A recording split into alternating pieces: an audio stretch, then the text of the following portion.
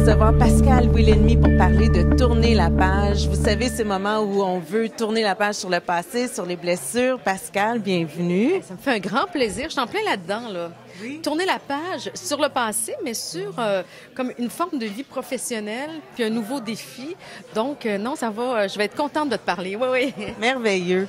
Écoute, en préparant l'entrevue, oui. Pascal, j'ai réalisé qu'on connaît très bien ton parcours professionnel, mais on connaît très peu ton histoire, l'histoire de la petite Pascal, là. Où est-ce qu'elle a grandi?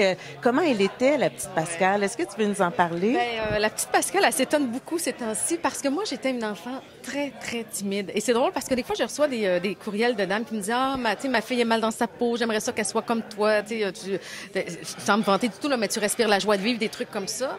Puis je réécris aux gens, puis je dis, si vous m'aviez vue à 5 ans, à 6 ans, moi, j'étais vraiment une enfant qui, tu sais, quand la visite arrivait, là, j'allais me cacher dans le garde-robe, j'allais me cacher sous le lit, il fallait que mes parents viennent me chercher.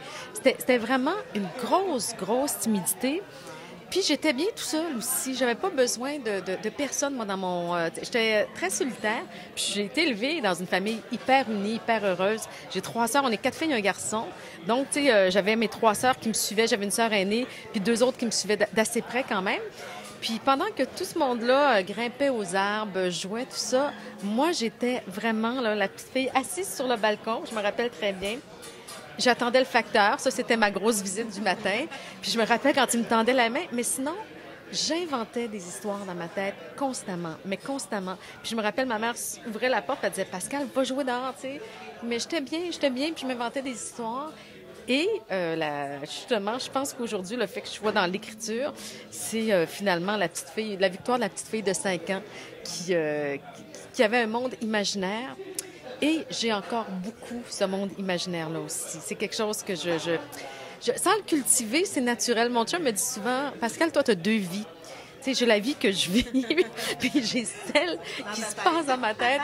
Puis celle dans ma tête, elle m'a des fois aidé à traverser la vie que je vivais. Mais je l'ai vraiment dans ma tête. Depuis que je suis toute petite, encore aujourd'hui, moi, je marche beaucoup. Je reste dans ce quartier. Je marche beaucoup. Et j'invente des histoires. Tu sais, je vais croiser quelqu'un, j'invente des histoires aux gens. J'ai pris l'autobus. Écoute, je restais à Repentigny. J'allais au Collège du Vieux-Montréal. Ça prenait 1h30 à l'époque en autobus.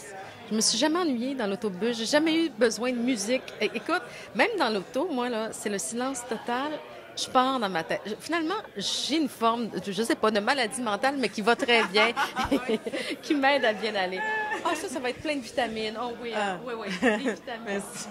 Comment c'était au niveau de tes amours, ta vie amoureuse? On connaît ton histoire avec Denis Lévesque, là, mais avant Denis, c'était comment? Écoute, avant Denis, je vais te dire, j'ai rencontré le père de mes 2 enfants. J'ai 2 enfants. J'ai une fille, Lola, et j'ai Romain, qui sont grands maintenant. Lola a 26 ans, Romain a 20 ans. Puis j'ai rencontré leur père, j'avais 17 ans. Donc, ça a été mon premier amour. Ça a été le père de mes enfants. On a été ensemble jusqu'à... Moi, j'avais 35, 36 ans. Je suis pas très bonne dans les dates, là. Après ça, il y a eu une rupture qui a été la fin d'une famille aussi. Tu sais, la fin, ça a été dur parce que c'était la fin du premier amour, mais ça a été la fin de la famille telle que je la voyais. Puis pour moi, la famille, c'est important. Ça a été difficile. J'étais après ça pendant des années avec Stéphane Bureau. Et puis... après la rupture, là, j'ai vraiment, pour la première fois dans ma vie, je dis là, j'arrête le tout. Là. Pendant 1 an et demi, j'ai été mais vraiment, vraiment seule. J'ai fait le choix d'être seule, de pas fréquenter, de même pas avoir des dates qui m'auraient dit. Je me suis dit non, là, tu te concentres sur toi et tu décides ce que tu veux. Tu sais, à quoi va ressembler ta prochaine relation, puis attends la bonne personne. Parce que c'est facile, puis... Je ne dis pas que je suis une vedette, mais tu sais, quand tu es un peu connue, tu sais jamais...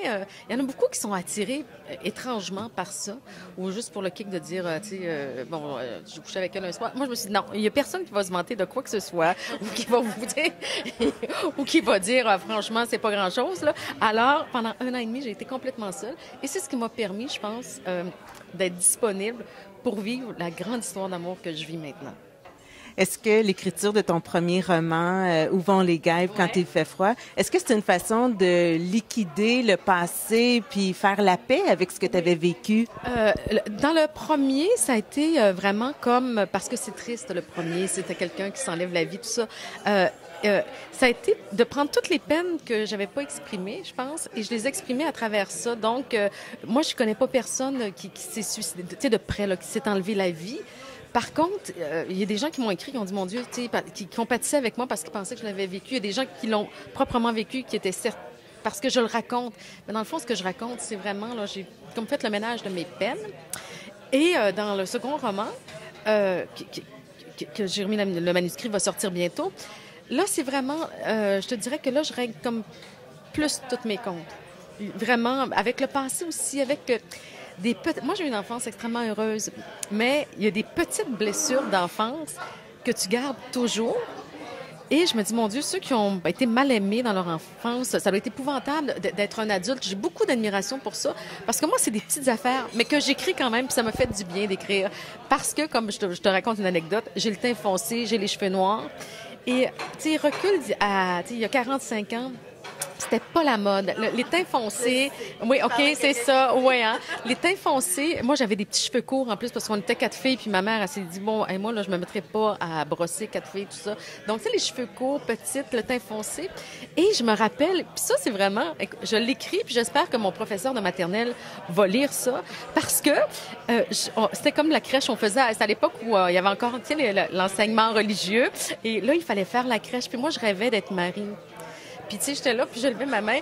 Hey, oublie ça, OK? Ça a été la petite blonde aux yeux bleus, là, dans la classe, là, dont je me souviens le nom, mais, tu sais, qui a fait Marie. Et moi, j'ai fait l'âne à 4 pattes. Tu sais, et là, non, mais sérieusement, là, tu sais, t'es devant les parents. Toi, t'es la petite fille, là, qui rêve d'être cute, blonde et bouclée, là. Puis tu finis, tu fais l'âne à 4 pattes. Mais, tu sais, c'est des, genre... Je l'ai encore sur le cœur, je pense. Non, mais, tu sais, c'est rien. Est-ce que t'en parles dans ton deuxième livre? Oui, c'est écrit, certain que c'est écrit, là. Oui, c'est écrit. Puis ça me fait du bien. C'est pas grand-chose, mais donc, tu sais, ça va plus profondément que ça, de toute façon. Mais dans le deuxième roman, j'ai décidé... c'est drôle, c'est en lisant une critique de Marie-Christine Blais dans la presse, qui a fait une courte critique de mon premier roman, mais elle disait que c'est un roman courageux. Puis quand j'ai vu ça, courageux, je me suis dit, il n'est pas encore assez courageux. Et j'ai été comme plus loin dans les blessures du passé. Et là, c'est réglé. Tout va bien, j'ai tout dit dans le deuxième. Fait que ça devrait, là... Je vais aller vers la lumière, ouais. Justement, quelle serait une de tes grandes blessures là, du passé où est-ce que tu t'es dit il faut que je tourne la page? Tu sais, je tourne la page là-dessus, je passe à autre chose. Attends, bien y penser, là. Ben, je dirais c'est sans doute d'avoir étiré une relation qui est un peu finie. C'est pas une blessure, mais c'est comme une leçon du passé. Je pense que dans un couple, oui, tu peux te laisser une fois, puis donner la chance, puis y croire encore, tout ça. Mais moi, tu sais, pendant... quand ça dure des années, que tu te laisses, que tu reviens, tu te laisses, tu reviens... si j'avais un conseil à donner, c'est une leçon, finalement, c'est... Bon, une rupture, ça peut passer, tu sais. Mais quand tu as besoin d'une deuxième fois pour dire, OK, j'ai besoin d'un break pour... Non, une fois, c'est assez. La deuxième, la troisième, la quatrième, mais dans mon cas, peut-être même la cinquième fois, c'était inutile. T'sais. Donc, c'était la peur, je pense. Je pense que c'était la peur de se retrouver seule. Oui. Ou de vouloir y croire à tout prix. Mais tu sais, l'amour, tu n'as pas à y croire tant que ça. L'amour, c'est naturel. Ça vient naturellement. Tu n'as pas à t'accrocher. Parce que quand tu t'accroches, ça veut dire qu'il y a déjà un peu moins d'amour. Est-ce qu'écrire, pour toi, c'était un rêve que tu réalisais? Oui, un grand rêve. J'ai écrit à une certaine époque des poèmes. Ça allait assez mal à cette époque-là parce que je relis mes poèmes. Élevés un petit peu. Des fois... Je les ai pas montrés il n'y a pas beaucoup de gens là, qui les ont vus. Et puis, c'est correct comme ça. Mais je les garde quand même. Je les garde parce que ça me rappelle que je veux jamais retomber dans ces états-là. Non, je veux pas. Donc, j'écris des poèmes, mais j'ai jamais écrit de roman. Et l'idée d'écrire un roman, c'est vraiment venu à cause de Denis, qui est mon mari. On était au chalet et Denis écrit de la musique beaucoup. Et il composait la musique et je l'écoutais. Puis je disais, mon Dieu, que c'est beau. Puis je le regardais, puis il avait l'air heureux. Puis je me suis dit, OK, moi, qu'est-ce que j'aimerais vraiment faire? Tu sais, c'est quoi? Et j'ai découvert finalement ma passion avec ça. Une grande passion. Donc, c'est vraiment avec la musique de Denis que je me suis dit, OK, il y a de l'air heureux là-dedans, qu'est-ce que je préfère? Et étrangement, c'est arrivé... Écoute, c'est comme un enchaînement. Tu sais, une conférence de presse, un lancement de programmation de Rythme FM où je faisais la radio. On me demande c'est quoi mes projets, puis j'étais tannée de dire que j'avais toujours les mêmes projets. J'ai commencé à écrire un roman, mais j'avais à peu près rien d'écrit. Et là, mais ma vie est faite de ça aussi, de belles rencontres. J'ai reçu un appel de Libre Expression pour m'offrir justement de qu'est-ce que je voulais écrire. Puis eux s'attendaient à quelque chose qui ressemble plus à ce que mon image publique, tu sais, de joyeux, un feel good, tu sais, quelque chose qui mais ça n'a pas ça a pas été ça. Mais ça s'est fait vraiment là. Ça me fait tellement de bien et j'ai découvert le contact avec l'écriture. C'est comme ma tête, mais ça je la fréquente souvent ma tête là. Mais là je mettais les mots et ça coulait. Et j'étais étonnée même. Je savais pas que j'avais un style d'écriture. Tu sais, c'est comme... OK, c'est ça. C'est le même que j'écris. J'ai découvert mon style d'écriture, mais en écrivant spontanément. Et ça, c'est le fun. Ça m'a fait beaucoup de bien.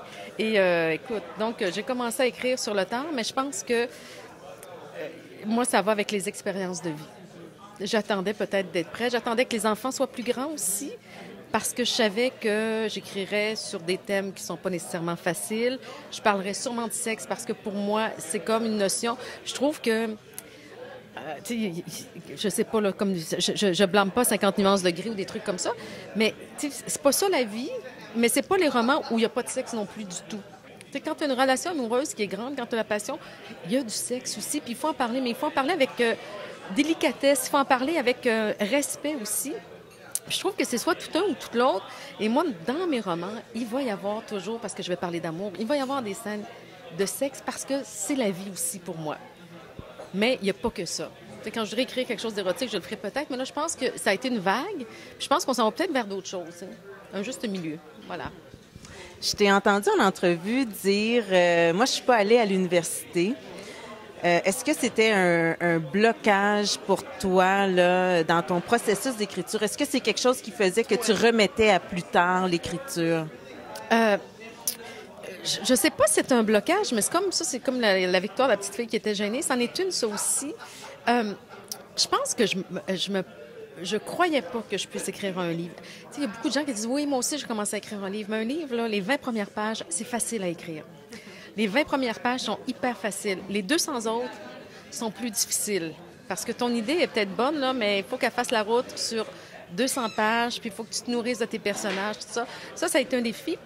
Mais l'université, effectivement, si j'ai un regret dans la vie, c'est de ne pas y avoir été.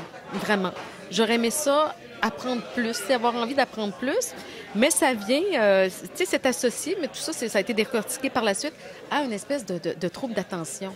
Parce que moi, je veux dire, oui, je suis dans ma tête comme ça, mais moi, j'ai trouvé ça terriblement difficile aussi, le collège, le cégep, là.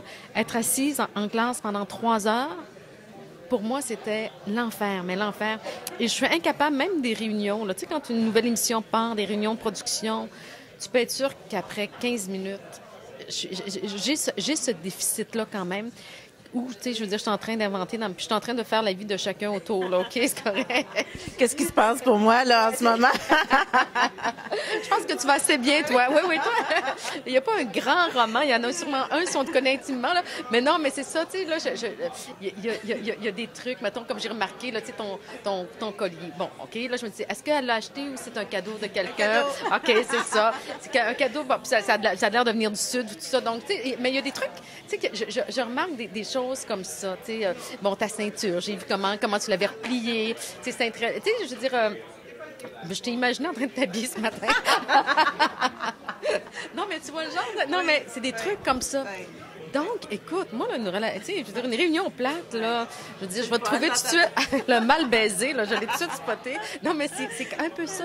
Donc, tu sais, l'université, pour moi, je me suis dit, oh mon Dieu, non, j'avais peur, vraiment peur de c'était comme un échec sur ma concentration, je pense.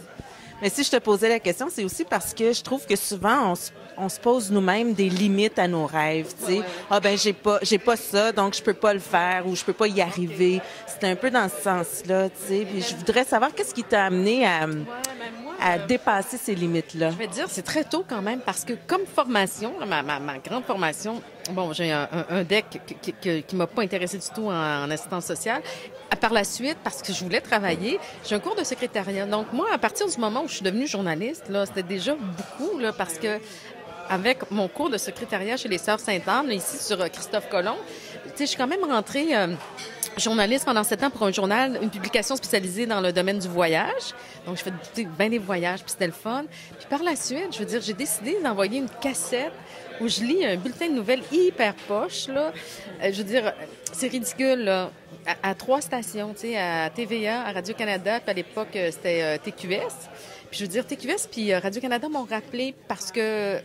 Donc, tout ça, c'est des grandes victoires. Puis me retrouver journaliste alors que, écoute, j'avais un micro et je regarde, tu sais, ma première journée de journaliste à la TQS, là, fallait que je m'en aille, là, que c'était comme ça. Tu n'avais pas des formations de 2 semaines, là, c'était une journée.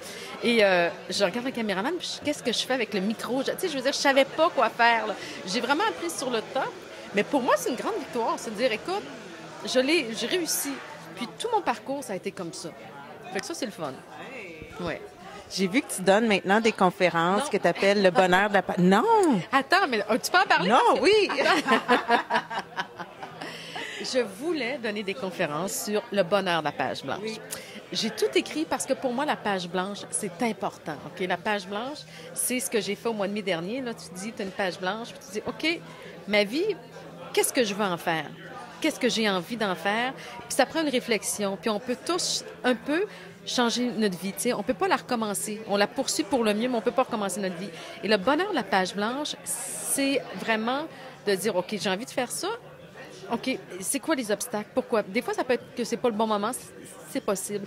Mais il y a souvent, quand on le décortique bien, il n'y a pas tant d'obstacles que ça à faire ce qu'on a vraiment envie de faire. Il faut juste croire plus en ses rêves et se donner le temps et les moyens de le faire, les moyens pour réaliser ça. Moi, je l'ai fait, puis ça me fait un bien immense. Donc, j'avais envie de partager ça, sauf que il y avait 2 conférences de prévues. Il y en avait une à Saint-Hyacinthe récemment, puis je me sentais... il n'y a pas eu... beaucoup de gens qui se sont intéressés parce que c'était un dimanche matin. Le concept n'est peut-être pas parfaitement développé encore, mais au-delà de tout ça, moi, je me suis dit non. Moi, là, ça faisait 3 semaines que je pensais que ça, je suis en dehors de ma zone de confort lorsque je suis, moi, devant le public, puis que j'ai pas un micro puis une caméra ou un micro puis des... Il y a quelque chose qui fait que je suis pas faite pour ça. Moi, je pense que mon moyen de communiquer maintenant, au-delà des apparitions là, à la télévision que j'aime, tout ça, mais ça va être l'écriture. Puis si j'ai quelque chose à faire, je vais écrire un livre sur le bonheur de la page blanche. Mais conférencière, je pense qu'il y a des gens qui l'ont, ça. Je pense qu'il y a des gens qui sont doués pour faire ça, qui peuvent le faire. Puis je me suis dit, ça faisait partie de, tu sais, quand tu redéfinis là, justement la page blanche, peut te faire faire, pas des erreurs, mais elle peut te faire penser que tu as rêvé de faire ça. Puis qu'au fond, c'est pas ça qui te tente. Tu sais, c'est comme quand tu te promènes devant une vitrine, là, puis la robe est belle. Elle est vraiment belle, puis t'as vu. Puis un jour, tu dis, oui, mais chère. Puis l'autre jour, tu dis, je l'essaye. Tu l'essayes, puis elle est pas si belle que ça. Mais tu la trouvais belle. Ben moi, je pense que l'idée de faire des conférences, parce que, tu sais, je suis sur Facebook très active. Il y a beaucoup de gens qui m'écrivent. Je réponds à tout le monde. Puis, tu sais, j'essaie de faire le bien, tu sais, d'encourager les gens. Il y a des gens qui me disent, je suis déprimée, ça va. Tu sais, j'écris. Puis je me suis dit, je préfère la même chose avec des conférences. Non, je peux pas faire la même chose. Pas moi. Il y a des gens qui peuvent le faire. Il y a des gens qui ont des parcours extrêmement inspirants. Moi, c'est juste de l'instinct. Tu sais, j'ai pas de recette, j'ai pas de méthode. Donc, je vais continuer à écrire avec mon instinct parce que j'écris pas... tu sais, l'éditeur capote, là. Moi, j'ai pas de petits papiers. Tu sais, quand t'écris, mettons, il faut que tu dises, ça va commencer là, il y a ça, il y a ça, il y a ça, il y a ça, il y a ça. Aucune structure. Moi, je m'assois puis je les laisse vivre au fil du roman. Je sais à peu près comment ça va finir, mais puis des fois, ça m'étonne même comment ça finit. Donc, ma vie est faite comme ça. Fait que j'ai pas de recette à donner. Ou j'ai pas de message à donner, sinon que faites-la votre page blanche, puis vivez-la. Donc, tu sais, puis c'est pas, pour moi, c'est zéro échec. Puis je me suis dit, écoute, tu sais, là, l'écriture, ça va bien, le roman va bien, le deuxième, ça va bien. Je me dis, restons quand même, c'est de savoir aussi rester, pas dans les zones de confort, parce que je suis pas encore dans ma zone de confort, mais de rester là où finalement... On vibre. Exact. Oui, exact. C'est ça. Oui, tout à fait. Oui, oui, oui. Pascal, si tu pouvais donner un seul conseil à tes enfants, lequel serait-il? Bien, je pense que j'ai réussi parce que je pense que j'ai 2 enfants qui m'épatent complètement parce qu'ils ont confiance en eux et ils foncent. Ils sont drôlement plus... eux, ils sont plus organisés que moi. C'est que... en tout cas, le conseil, moi, c'est un enseignement. Là, moi, je voulais avoir de bons enfants. Je voulais qu'ils soient bons, OK? Là, qu'ils soient généreux, que ce soit de bonnes personnes. Moi, c'était qu'ils fassent n'importe quoi dans la vie. À la limite, là, je m'en fous totalement, mais je veux que ce soit de bons êtres humains. Et je pense que j'ai réussi. Je pense que les 2 sont très bons, OK? Mais au-delà de tout ça, le conseil, ce serait de laisser personne briser leurs rêves, laisser personne sur leur chemin leur dire non, tu devrais pas faire ça. Tu sais, on en lit des histoires, t'en lis toi aussi, de chanteurs qui se sont fait dire tu feras jamais une carrière là-dedans, d'écrivains qui se font dire t'écris comme un pied, écris pas là-dedans, de n'importe quoi, tu sais, de jeunes dire oublie ça les études parce que tu peux pas, t'as pas le talent pour ça. Non, si t'as envie de le faire, laisse pas. Et souvent les gens qui disent non là, tu regardes plus tard, tu sais, des années plus tard, tu dis, c'était qui, lui, pour me dire que j'aurais pas une carrière? C'était qui, elle, pour me dire, t'écris pas bien, mettons, ou, tu sais, là, tes articles sont poches, là. Tu sais, aujourd'hui, j'écris un roman qui se vend super bien, là. Qu'est-ce que tu fais maintenant? Mais ça, tu le sais pas, t'as pas le recul pour le faire. Mais moi, mes enfants, c'est ça, tu sais, de jamais s'arrêter pour un non. Ne jamais s'arrêter pour un non. Moi, tu sais, l'enseignement que ma mère m'a donné, puis c'est drôle parce que finalement, au niveau financier, ça m'a pas servi du tout parce que mais ma mère, c'était toujours quand il n'y en aura plus, il y en aura d'autres. Autrement dit, tu sais, c'est une façon de dire fais confiance. Et je pense que c'est ce que mes enfants ont appris aussi. Puis, il y a une phrase, moi, écoute, j'ai jamais lu le livre, là, mais c'est juste la première phrase de Moby Dick, là. Tu sais, quand tu lis le roman, là, c'est « Deviendrai-je le héros de ma propre vie ou ce rôle sera-t-il tenu par quelqu'un d'autre? » Et ça, très jeune, j'ai lu ça. Puis là, je me disais, être le héros de sa vie, c'est le fun d'avoir des héros, c'est vrai, d'admirer des gens, mais d'être le héros de ta vie, sans être démesuré, là, sans, je veux dire, être, mythomane, puis penser que là, je veux dire, c'est toi. Là. Mais ça, oui. Ça, moi, je veux dire, oui, je l'ai fait. Oui. Je parle beaucoup, hein? C'est parfait, j'aime ça. On apprend plein de choses sur toi, c'est merveilleux. Pascal, en terminant, ton 2e roman, qu'est-ce que tu as envie de nous dire sur ce livre-là? Mon 2e roman, c'est... la vie d'une femme qui a souffert beaucoup dans le premier, qui, à la toute dernière page, touche le bois en se promettant que l'année va être belle, la prochaine année va être belle. Et ça débute justement sur cette première année où elle y croit, mais il ne faut pas seulement y croire, c'est ça qu'on apprend. Il faut agir aussi. Elle y croit, puis elle veut vraiment être heureuse parce qu'en compte, elle est dans la quarantaine. Puis ça arrive à beaucoup de femmes dans la quarantaine, comme ça m'est arrivé, comme ça arrive à plein d'autres. Là. Elle se rend compte que son bonheur va passer avec... elle passera pas tant qu'elle n'aura pas réglé ses comptes avec son passé. Donc, ce qu'elle fait, c'est qu'elle entreprend de régler ses comptes avec son passé parce qu'elle a eu une peine immense, le suicide de l'homme qu'elle aimait.